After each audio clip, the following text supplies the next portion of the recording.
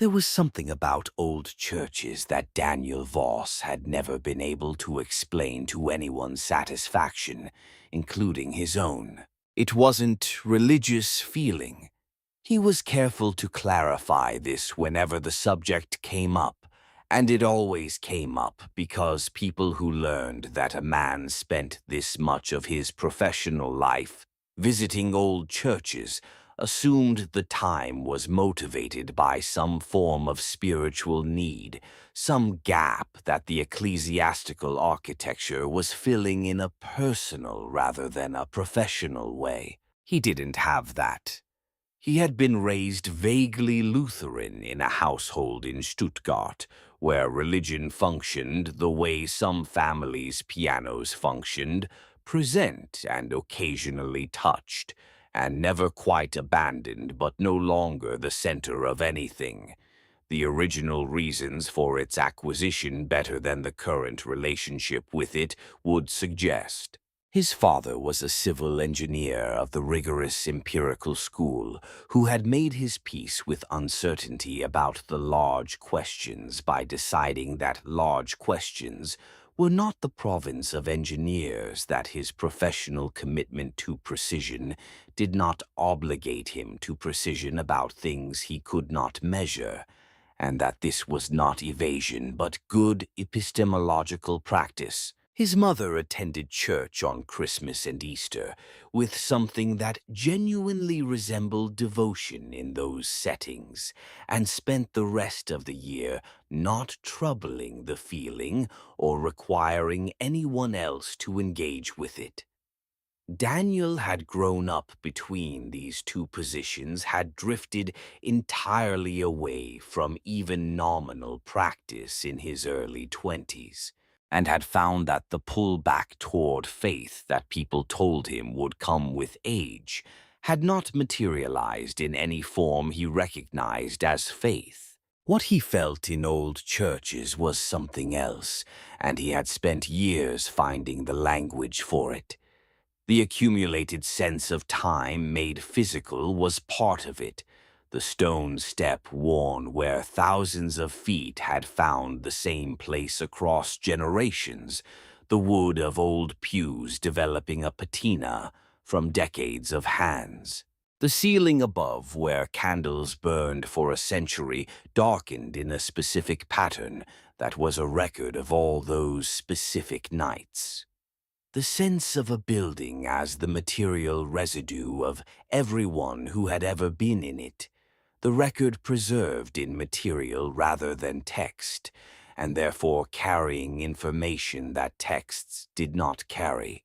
The specific information of repeated human presence in a repeated human activity over a very long time.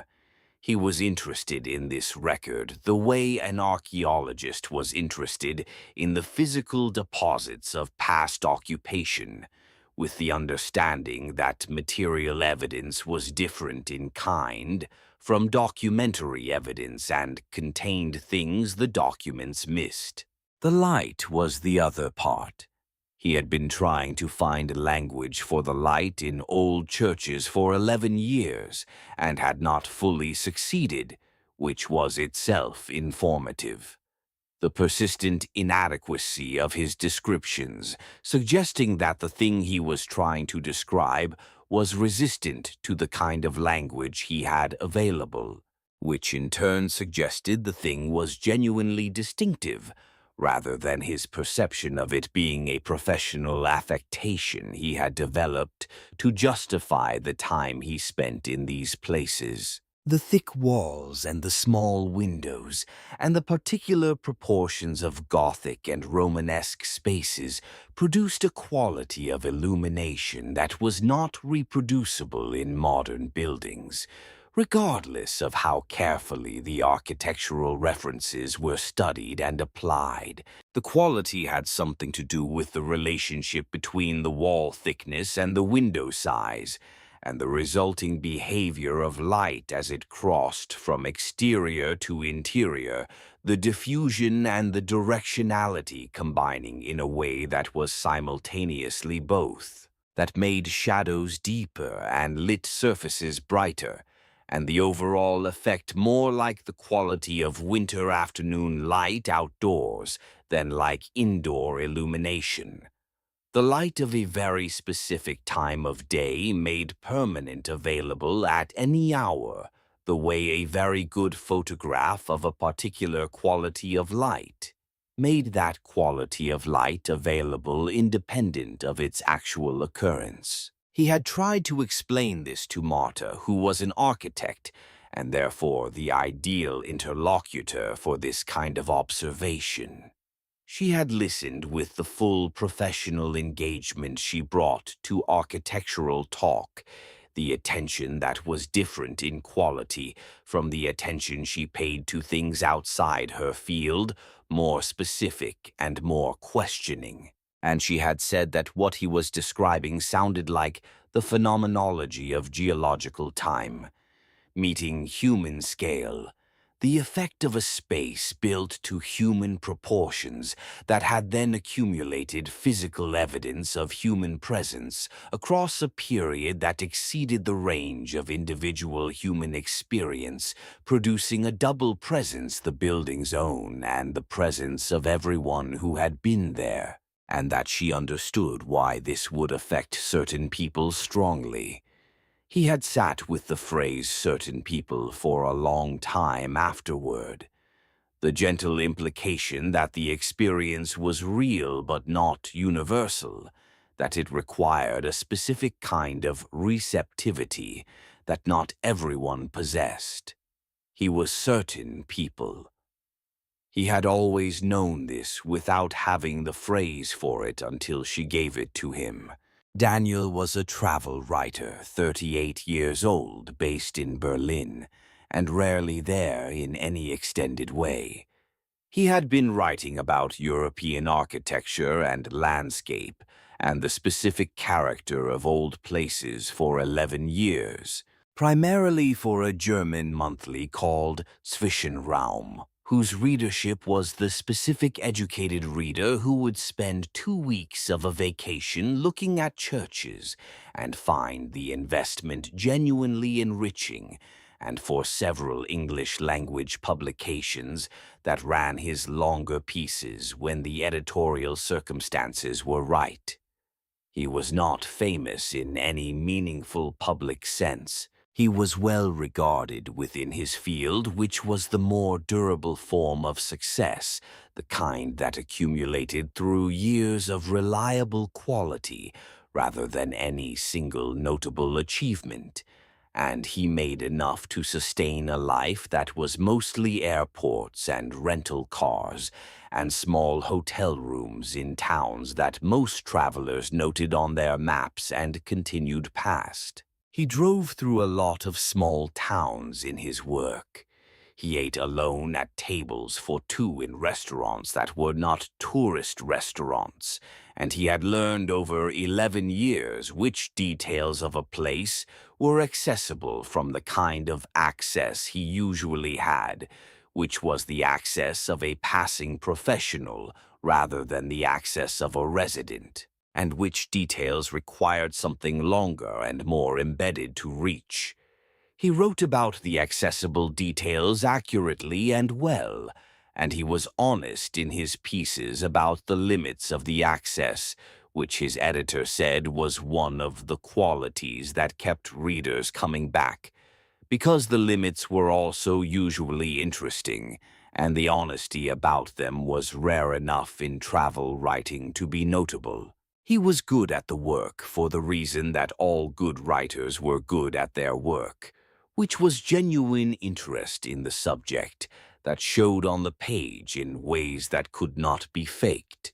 He had tried early in his career to write about things that did not genuinely interest him, and the writing had been technically competent and emotionally inert, and he had understood from the reading of it that the genuine interest was not optional, that it was the mechanism by which the observation became the word, and if the mechanism was absent, the word did not carry the observation. He had stopped trying to write about things that did not genuinely interest him.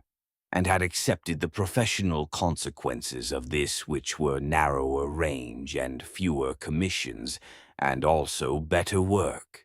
His wife Marta ran a small architecture practice in Berlin that had grown from 2 people to 6 people over the years they had been together, and that was doing well in the specific way that made small professional practices stressful.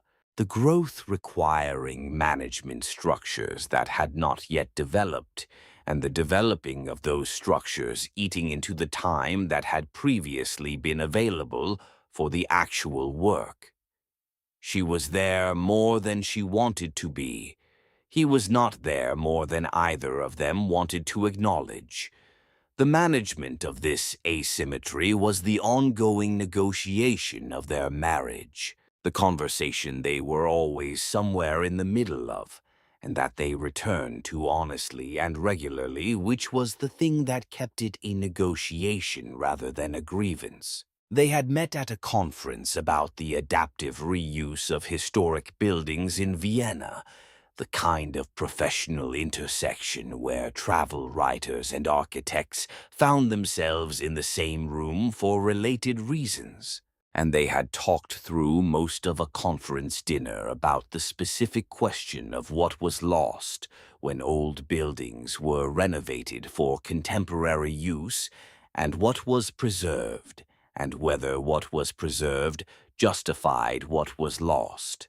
He had called her 2 days after the conference, which was the most decisive social action he had taken in his adult life, and she had told him later that the calling in 2 days, rather than performing strategic delay, was the thing that distinguished him from the other interesting people she met at these events. He said he hadn't calculated. She said, "I know." She said that was what she meant. They had a daughter named Nina who was 4 years old and who had become the primary fact of Daniel's interior life in the way that children become the primary fact of their parents' interior lives, the constant low-level awareness that was always underneath whatever else was happening. The permanent background presence that was not felt as burden but as the specific weight of mattering. Nina had her mother's spatial intelligence, the automatic architectural assessment of proportion and scale that Marta performed without apparent effort, and that Nina was already performing at 4, standing in doorways and evaluating the space beyond them with an expression of genuine consideration before deciding to cross. She had something of Daniel, too, the stopping to look, the interest in the particular rather than the general, the willingness to spend time with something that had caught her attention rather than moving immediately to the next available thing. She was 4 years old and already a specific and distinctive person, which continued to surprise him in the way that the ordinary things that were also extraordinary kept surprising him. The ordinary and extraordinary being the same thing just seen from different distances. He missed her when he was away. He missed Marta when he was away. These were facts of his working life that he had not fully integrated into a satisfying position, and that he worked on integrating and would likely continue to work on for some time. The assignment that took him to the Belgian Ardennes in October was a commission from Zwischenraum for a piece about the minor religious architecture of the region, the small chapels and roadside shrines and forgotten churches that the area's layered history had scattered through its dense forests. The Ardennes had been a frontier region for most of recorded history, fought over by successive powers and occupied and abandoned and repopulated across centuries, and the religious architecture reflected this layering in the way that architecture reflected the conditions of its production buildings that showed multiple eras of construction and damage and repair and modification in their fabric, each era leaving its specific trace in the material. It was exactly the kind of subject that produced the quality of observation Daniel was best at. The forest in October was also one of the most beautiful seasonal landscapes in Europe. The beech trees at full autumn color, producing the quality of warm, diffuse light he had first encountered 3 years earlier on a different assignment and had been looking for reasons to return to since. His editor gave him 3 weeks and a reasonable expense account, and a brief that said, "Find the ones that haven't been written about," which was how she expressed confidence, while also communicating that the confidence was conditional on results. He spent the first 10 days of the assignment productively documenting 4 sites of varying quality and interest, accumulating material that was sufficient for a competent piece, and that he knew was not going to be the best piece he could write.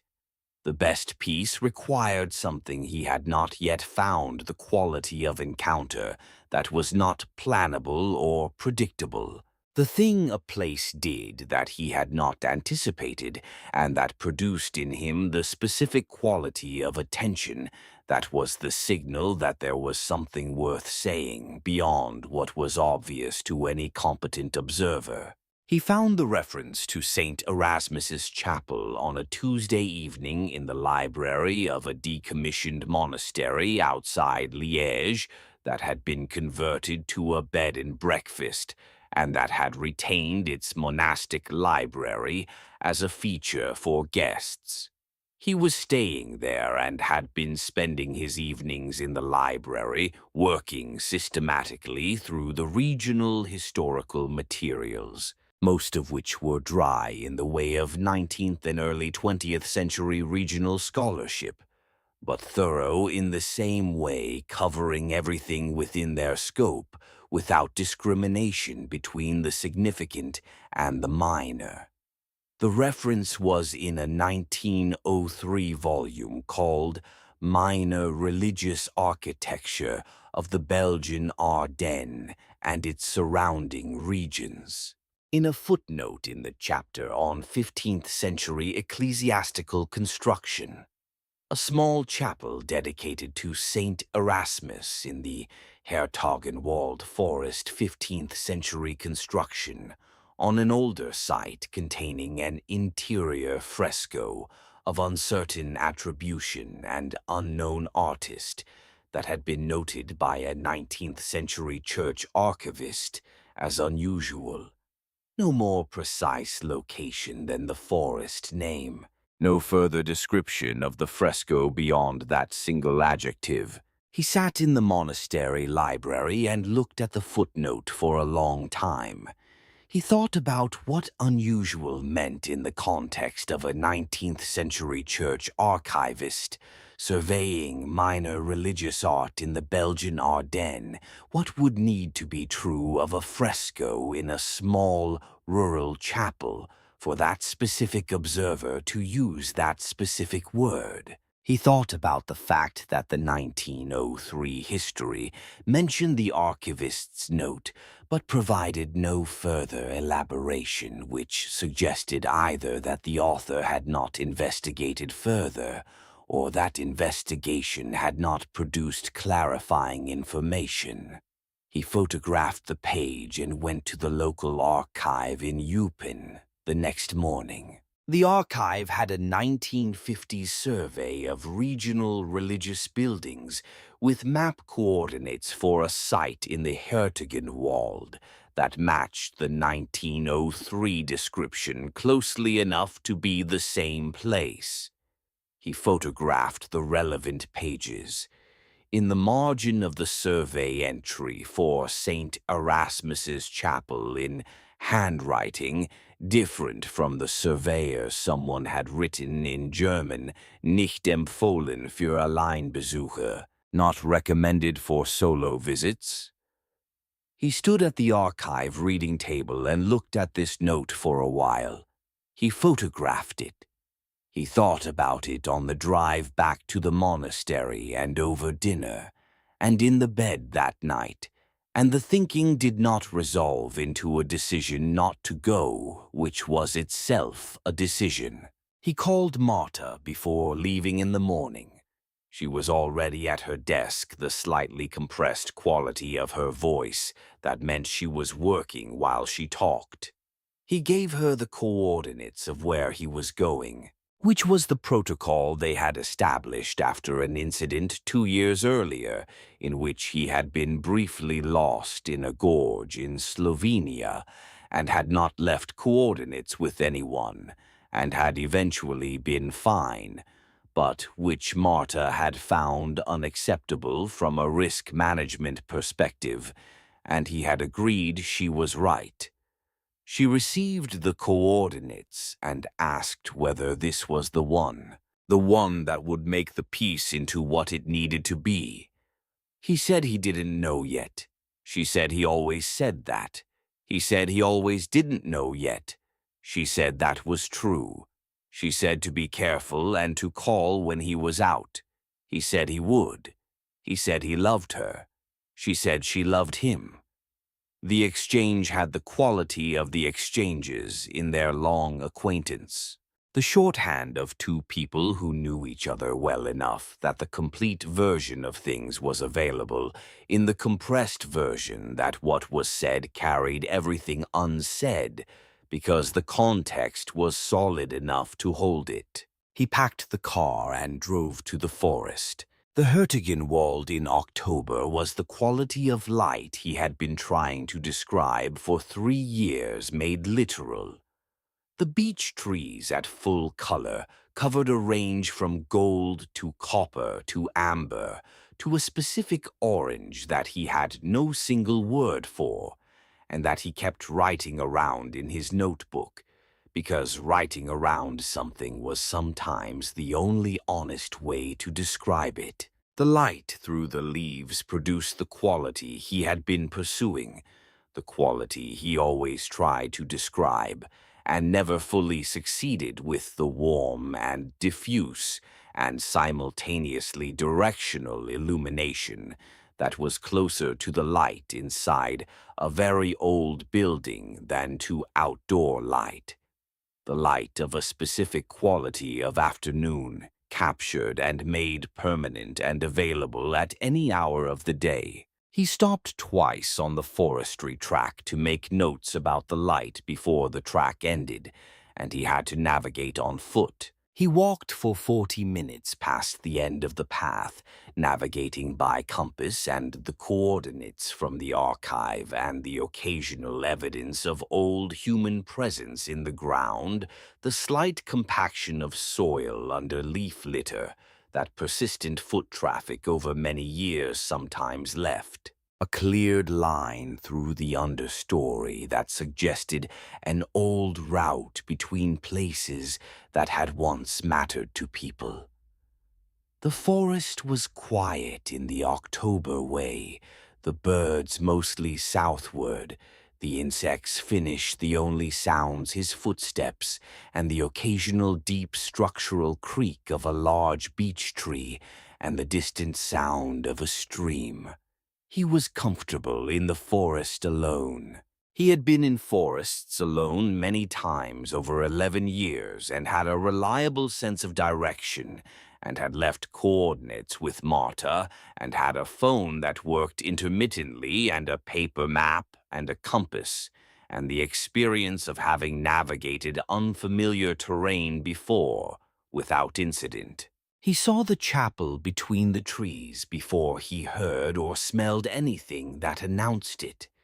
It appeared as old stone buildings in forests appeared first as a quality of solidity in the visual field that was inconsistent with the organic shapes of trees.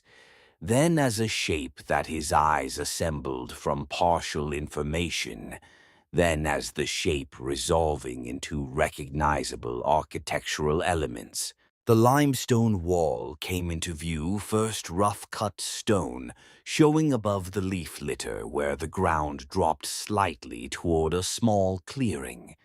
Then, as he came through the last trees, the full building was visible. St. Erasmus's chapel was small, as the 1903 history had suggested. 12 meters long, perhaps 6 wide, with a simple nave and a rounded apse at the east end, and a small tower at the west end that had lost its upper section and been capped with a flat stone that communicated a kind of resigned practicality, the architectural equivalent of a shrug. The limestone walls were the color of old bone and were covered in lichen that in the October light was almost luminescent green and silver, and a pale orange that was related to but distinct from the orange of the beech leaves. The roof was intact, the slate a different shade in the replaced sections from the original patches, suggesting a 20th century repair. The window openings were covered with wire mesh that had been there long enough to develop its own coating of rust and organic growth, the openings behind it small and dark. The door was wooden, very old, iron-strapped and standing open. He stood at the edge of the clearing for a full minute and looked at the chapel before he approached it. He was doing the inventory that preceded engagement, the noting of what was visible and what could be inferred, and what was not yet visible but would need to be understood. He noted the intact roof. He noted the open door. He noted the quality of the clearing around the building, the ground cover lower and less dense in the immediate vicinity than in the surrounding forest, suggesting recent maintenance, which meant someone knew this place existed and visited it with enough regularity to keep the clearing clear. Someone had been here. Someone came back. He thought about this, and then he walked toward the door. The chapel smelled of stone and old wood, and the dense accumulated smell of organic material deposited and compressed across centuries, the smell that very old buildings in enclosed spaces developed specific and identifiable as itself, and not as anything else. It was not unpleasant. It was the smell of a very long time concentrated into a small enclosed space, and it was the smell he associated with the places that produced in him the quality of attention he was there to find. He stood in the doorway and let his eyes adjust to the interior light, which came from the wire mesh windows, as a gray diffuse quality that made the space look like the inside of a very old photograph. The nave was intact. The original stone floor in irregular slabs fitted close together with centuries of compressed grime in the joints. The wooden pews were gone, leaving the floor open from door to altar. The altar at the east end was a simple stone table with nothing on it, and a wooden triptych frame behind it that still held its original hinges but had lost the painted panels. The walls were rough limestone below shoulder height and plastered above the plaster in varying states of survival. Near the window openings, there were water damage patterns in the plaster, the layered marks of many seasons of infiltration and drying. He turned to the north wall. He stopped. The fresco ran from a point approximately 2 meters from the floor, down to the floor level, extending perhaps 3 meters along the north wall. It was a painting of a man, a single standing figure against a gold ground, the conventional gold leaf ground of the late medieval painting. Tradition, the figure occupying the full height of the painted field. The style was recognizably late medieval. The elongated proportions and the stylized treatment of the garment drapery and the formal compositional logic that placed the figure in frontal address to the viewer. The figure wore a dark outer garment with fur trim at the collar and cuffs, clothing consistent with the prosperous merchant or minor official class of the 15th century. The hands were visible at the sides, not in the formal gesture positions of religious iconography. He stood in front of it, and his notebook was in his pocket, and he was not reaching for it. He was looking. The face was wrong for the period. This was his first clearly articulable observation, and it was wrong in a specific way that he could begin to analyze, rather than in the vague way of things that simply didn't fit. Medieval religious painting produced faces that were generalizations, types that communicated sanctity or authority or devotion through the established vocabulary of iconographic convention rather than through the particularity of individual anatomy. This face was not that. It was the face of a specific person rendered with micro-observational attention to individual anatomical detail that was not a feature of 15th century painting technique, and that required a quality of looking at a specific human face that the tradition did not encourage, and that most artists working within the tradition would not have thought to practice. The individual pores in the skin of the cheeks and nose, the specific asymmetry of the eyebrows, the right slightly higher than the left, the particular way the muscles around the eyes organized themselves, the specific pattern of the lines that were beginning to form around them, the veining of the backs of the hands visible not as a conventional stylized indication, but as the actual vascular map of a specific person's specific hands, the scar on the lower lip, an irregular pale line rendered as the specific mark of a specific old injury rather than elided or generalized away. The figure was looking at something outside the frame of the painting. This was not the conventional forward gaze of devotional iconography, the gaze that was directed at the general space before the painting, and that followed the viewer around the room as a trick of perspective. The figure was directing its attention to something specific, something to the left of where Daniel was standing, with the focused particularity of a person whose attention was engaged by an actual object, rather than by the general world. Daniel moved to the right. The figure's attention tracked him. He moved to the left. The figure tracked him there, too. He moved in a slow arc, changing his position relative to the painting, and the figure maintained its attention on him throughout the arc, with the quality of a person who was tracking someone without making the tracking obvious.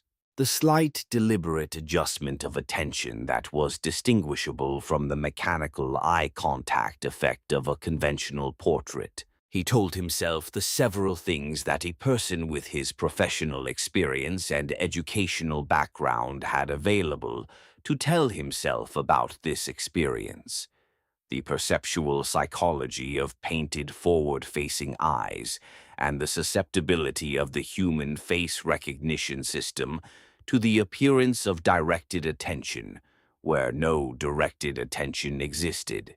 The specific way that isolation and the particular quality of light in old buildings amplified these perceptual tendencies. The contribution of fatigue, having driven from Eupen at 7 in the morning and walked 40 minutes through the forest. He told himself these things, and he continued to look at the fresco, and the fresco continued to look back at him in a way that was distinct from the effect these explanations were explaining. Distinct not in the sense of dramatic or theatrical, but in the sense of qualitatively different, the difference between the approximation of something and the thing itself. He stepped closer. He got out his camera and began photographing systematically the way he always worked wide shots to establish the full composition and medium shots to capture the figure in its field and close shots for the face and the hands and the details of the garment.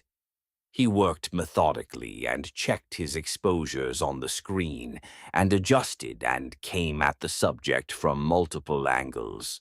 He was doing the work he was there to do. He was also aware in the parallel processing that ran alongside his professional attention that he was not comfortable in the way he was usually comfortable in these spaces, that there was something in the quality of being in this chapel that was different from the quality of being in any other chapel he had worked in. He noted this as he noted the other details without acting on it immediately, filing it in the category of things to be understood more fully before conclusions were drawn. He photographed the face at close range, the kind of close that was more than the documentation required, the kind that was the natural consequence of genuine engagement with a subject, rather than the execution of a professional task. He checked the screen. The screen showed him the figure's face, as he had been photographing it, the medieval face. The face of the 15th century painting tradition with the period-appropriate quality of rendering. He looked up from the screen at the fresco. The face was his face. He stood very still, his face on the north wall of a 15th century chapel in the Belgian Ardennes in October. Not a generalized resemblance, not the approximate similarity of two faces that happen to share certain structural features. His specific face, the asymmetry of his nose that had been there since birth, and that he did not particularly think about from one day to the next, because the asymmetry was as familiar to him as his own name. The particular depth of the line between his eyes that had developed in his mid-30s, the small scar on his jaw from a bicycle fall when he was 12 years old, the year his family went to Tuscany for the summer and he had been riding on an unpaved road and hit a rut he hadn't seen. The way his right eyelid sat slightly lower than his left when he was tired, which he was having been up since 6. He looked back at the camera screen. The camera screen showed him the medieval face, the face it had always shown him. He looked at the wall. His face. He raised the camera and took several photographs in rapid succession without lowering the camera to check the screen between shots. He reviewed the images when he was done. Every image on the screen showed the medieval face. He put the camera in his pocket and stood in front of the fresco and looked at it with nothing mediating between his eyes and the painting, and it looked back at him with his own face, and the expression on that face was an expression he had never encountered in any painting, and could not immediately classify in his existing vocabulary of human expressions, which was extensive after 11 years of professional conversation with people in many countries, in several languages, all of which required the same basic literacy in the non-verbal content of faces. He moved closer. He was 2 feet from the wall. At this distance, the face was his face with a specificity that excluded every other interpretation. He had looked at his own face every morning in his own bathroom mirror for 38 years, and he knew the face that was in front of him, and the face in front of him was his. He raised his hand and he put it against the plaster. The plaster was cold in the way of cold stone in October, the specific cold of material that held the temperature of its environment without adding to or subtracting from it. The paint surface was smooth in the sections where it had survived intact, a slight waxy hardness under his fingertips, the individual brush strokes faintly perceptible under the paint surface as a slight variation in texture, like something half-remembered. He held his hand flat against the wall and he looked at the figure whose face was his face, and the figure looked back, and the expression he could not classify became slightly less unclassifiable. The longer he looked at it, as if familiarity were slowly translating it into something he had the vocabulary for. He took his hand off the wall. He stepped back to the door. He walked out of the chapel into the clearing. He stood in the October light with his hands at his sides, and he breathed the forest air which smelled of leaves and earth, and the faint mineral quality of old trees. And he thought about what he had just experienced in the specific way he thought about things he needed to process before he could understand, which was by not thinking directly at them, but by thinking in the vicinity of them and letting the understanding develop at its own pace. He walked back through the forest. He drove to Eupen. He ate dinner at the restaurant near the hotel, the same seat he usually took the same view of the street through the window. He ordered the trout that the waiter said was good, and it was good. He drank a glass of wine and then a second, which was one more than he usually drank on working evenings. He wrote in his notebook about the chapel and the fresco, the architecture and the lichen on the walls, and the quality of the light through the wire mesh windows, and the style of the fresco and its departures from the conventions of the style. And he wrote about the face and what he had seen and what the camera had shown, and the gap between those two things. He wrote carefully because careful was what the material required, and because writing carefully about something was a way of taking it seriously, and the material deserved to be taken seriously. He called Marta at 9, which was their usual time when he was away. She answered on the second ring with the quality of voice she had when the day's work was done, and she was accessible, rather than partially present, the distinction between these two states being one he had learned to hear in her over 6 years. She asked about his day, and he told her about the forest and the chapel and the fresco, and he told her almost all of it, the architecture and the quality of the light and the style of the painting and its unusual qualities. He did not tell her about the face. He noted the withholding as he did it, which was not characteristic of him, in his conversations with her, and he stored the noting for later understanding. She listened to the architectural parts with the full professional attention, and said what she always said about architectural things that interested her, which was specific and questioning rather than generally appreciative. She said the fresco's departure from the conventions of the period sounded like the work of someone who had the formal training and was privately doing something else, using the institutional context and its expectations to conceal work that the institution would not have sanctioned if it had been able to see it clearly. He said yes, something like that. She said it was interesting. She said the word the way she always said it when she meant it, which was directly and without inflection, the word as information rather than as social performance. She asked about the note in the archive margin, not recommended for solo visits. He told her about it. She was quiet for a moment, and then she said she supposed that was advice for someone who had not already gone. He said yes. She said she thought it was also advice for someone who was considering going back. He said yes. She said she was not telling him what to do. He said he knew that.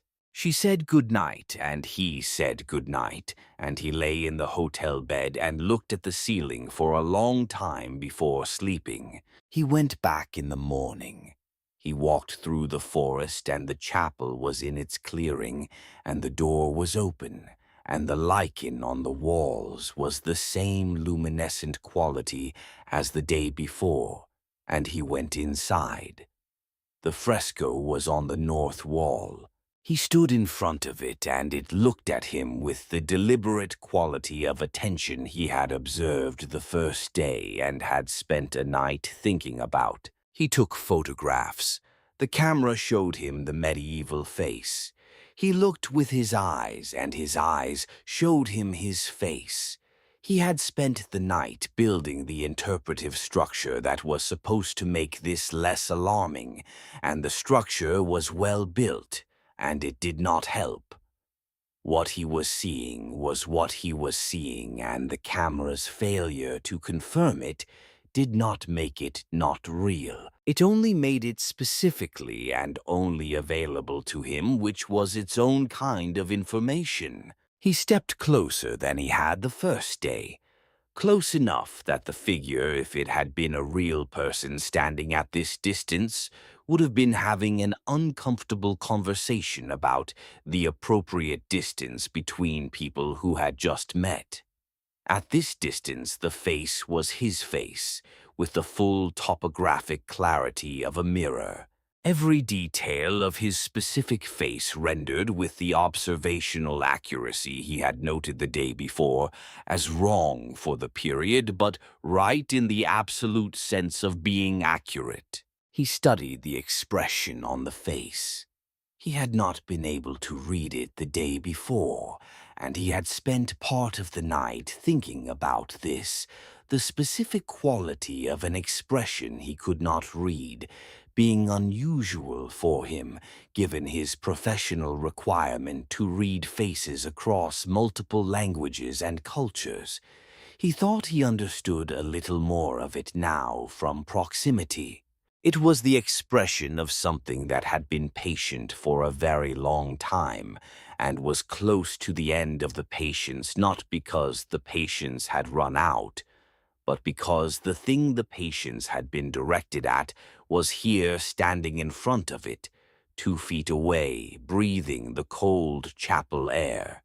He raised his hand and put it flat against the plaster. The plaster was warm. The warmth was unmistakable and specific.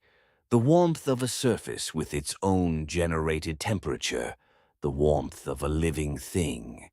He stood with his palm against warm stone in a cold chapel in October, and he felt the warmth increase slightly as he held contact, the way the warmth of a handshake increased as the contact was maintained. And he looked at the figure whose face was his face, and whose expression he could now read more of than he could the day before. He thought about Marta. He thought about the specific Marta, not the idea of his wife or the institution of his marriage or the abstract value of the relationship. The person, the architect who had a system for loading the dishwasher that she had explained to him in detail.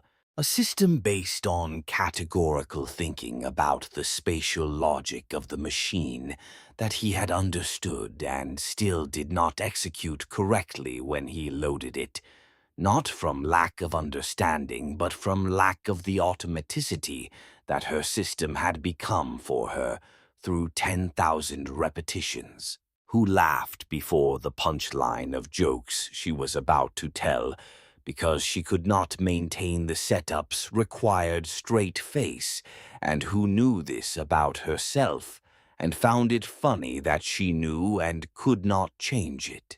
Who had stood in the empty living room of the apartment they were deciding whether to buy, and had described to him in precise and structural terms what the late afternoon light was going to do in that room, the specific quality of it, the direction and the color temperature, and the way it would move across the floor at different seasons, and she had been entirely right. The late afternoon light in that room being among the things he most looked forward to returning to when he was away. Who had been the person standing across from him at that conference dinner in Vienna and had talked about adaptive reuse with the specific passion of a person who had thought seriously about a question and cared about the answer, and had made him call her 2 days later, which was the most decisive social thing he had done in his adult life, and which had been right. He thought about Nina, the specific Nina who had come home from daycare recently, and informed him and Marta with scientific seriousness that clouds were made of water, but in a different way than rain was made of water, a distinction she had recently understood, and that she needed them to understand also. The 4-year-old's urgent need to convey important information to the adults who were responsible for knowing things, who stood in doorways and evaluated what was beyond them, who had drawn their family recently the tall figure with the square for his notebook and the rectangle for his camera, and the circle with the smile in it. He thought about what it meant to be known by these specific people, the accumulated specific knowledge that Marta had of him after 6 years of attentive presence, the kind of knowledge that could not be acquired from the outside, that required the actual time with the actual person, that was the product of all the ordinary days, and the difficult days, and the days in between. The knowledge that Nina had of him that was developing alongside her development as a person, the specific knowledge of her specific father that was part of the ground she was growing from. He took his hand off the wall. The warmth left his palm in the way warmth left a surface after contact, gradually and then gone. He stood in front of the fresco and looked at it, and the expression on the face had changed in the way that expressions changed when the thing that had produced the expression was no longer the case. It was the expression of something that had accepted a decision with the patience of something that had always had more time than the things it was patient for. He said thank you to the fresco. He was aware that this was a strange thing to say to a painting. He said it anyway because it seemed accurate, because something had occurred between him and the painting across 2 visits, and the thing that had occurred deserved acknowledgement, even if he did not have precise language for what it was. He walked out. He walked through the clearing and into the trees, and he did not look back.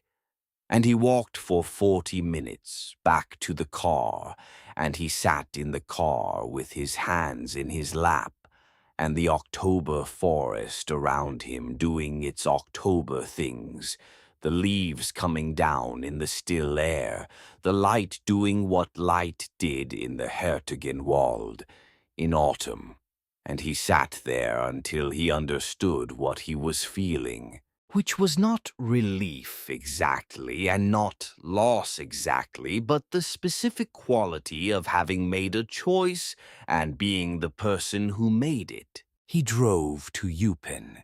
He sat in a cafe for 2 hours and wrote 20 pages in his notebook, the full account of both visits in the order they occurred, everything he could remember with the accuracy he always brought to things he needed to get right. The handwriting was his, and it was careful, and it said everything he had seen and everything he had felt, and what he had thought about when he took his hand off the warm plaster. He called Marta at noon, which was not their usual time. She answered immediately, which told him she had been expecting or at least available to the call. He said her name and she said his, and there was a brief silence that was not an uncomfortable silence. He said, "I found the good one." She said, "Tell me." He told her about the chapel and the architecture and the quality of the October light in the Hertogenwald, and he told her about the fresco and what was unusual about it, and he told her about the note in the archive margin, and about going back. He told her almost all of it. She listened with the full attention, the professional attention that was also the attention of someone who knew him well enough to hear what was beneath the words. When he finished, she was quiet for a moment, and then she said, "Are you all right?" He said, "Yes." She said, "Are you coming home?" He said, "In 3 days when the assignment was done." She said, "Okay." She said she was glad he called at noon. He said so was he.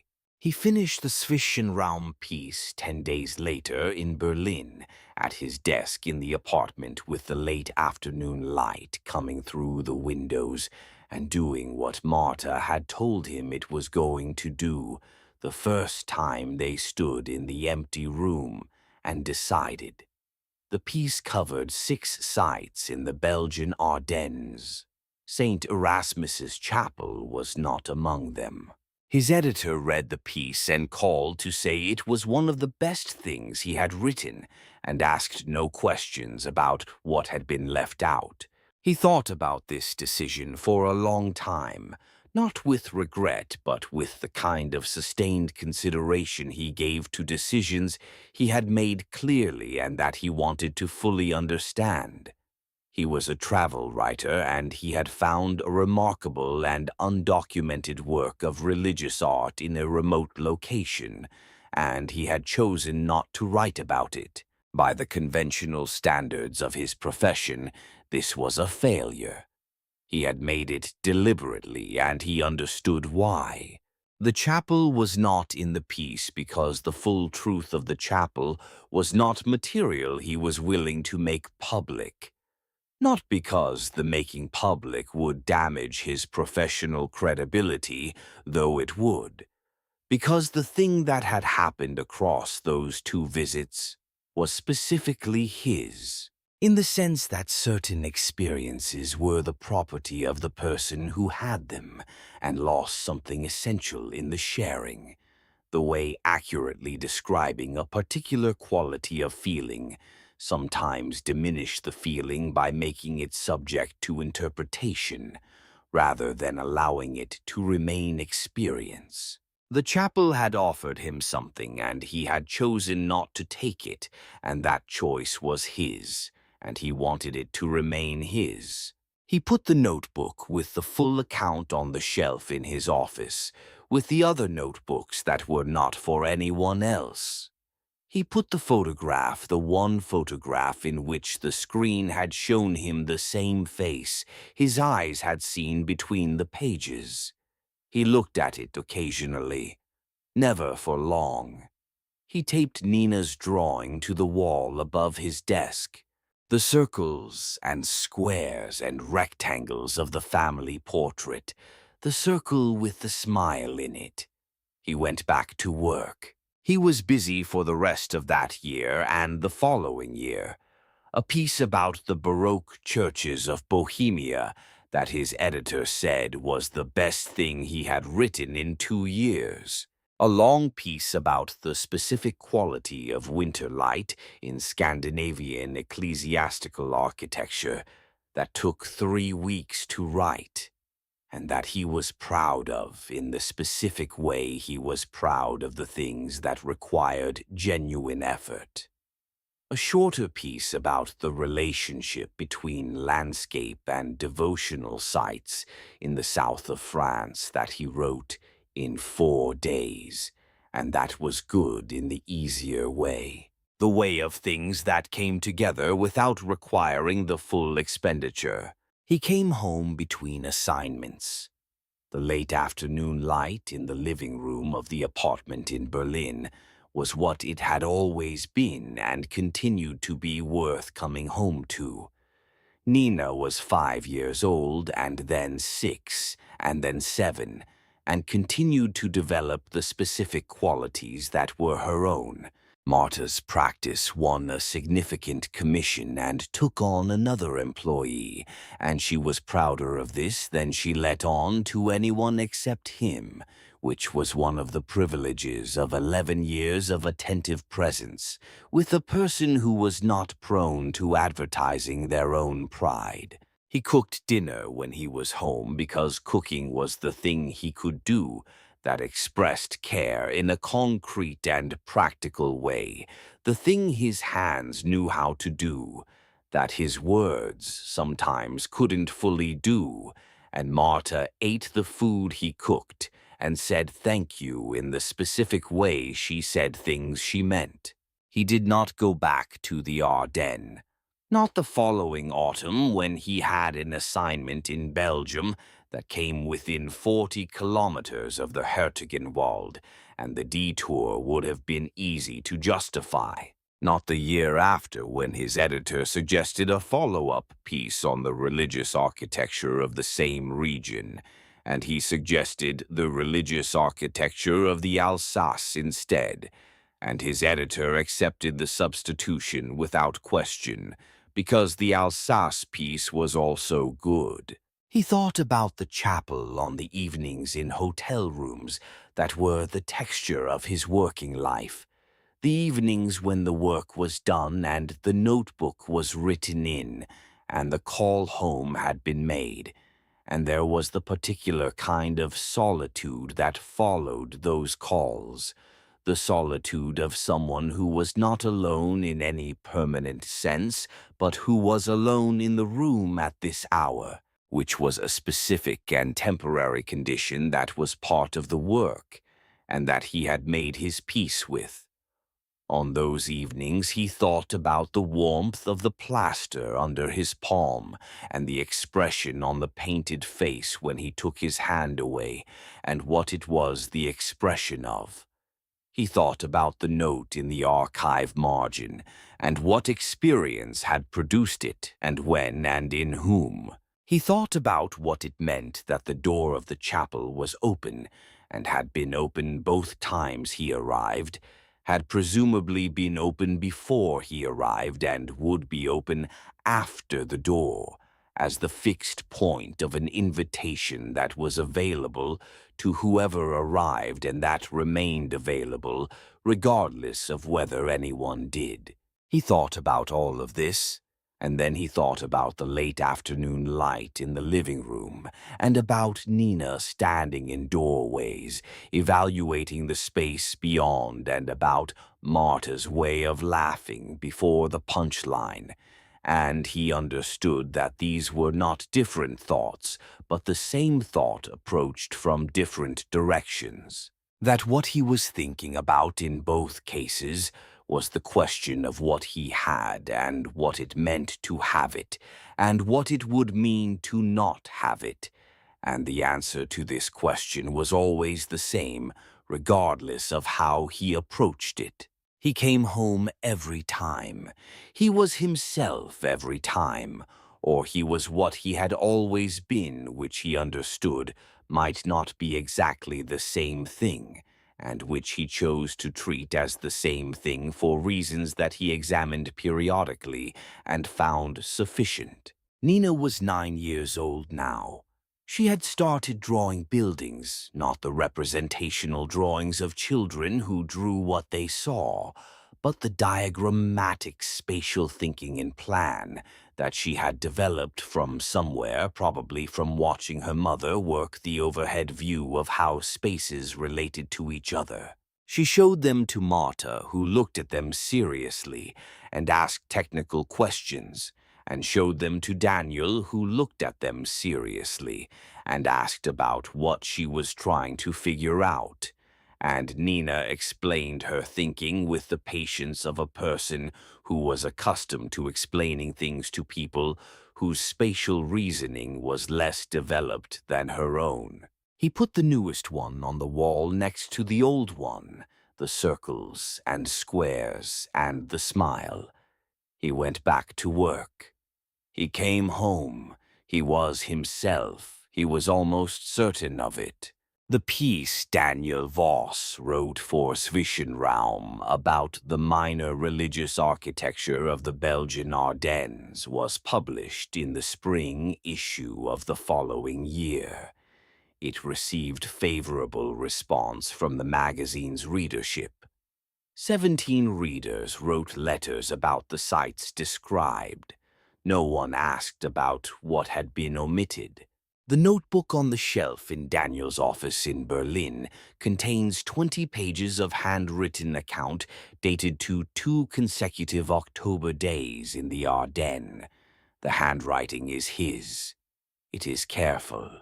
The account describes a 15th century fresco in a small chapel in the Hertogenwald, and what the fresco showed him across 2 visits, and what he thought about when he took his hand off warm plaster, and what he chose. There is one photograph between the pages.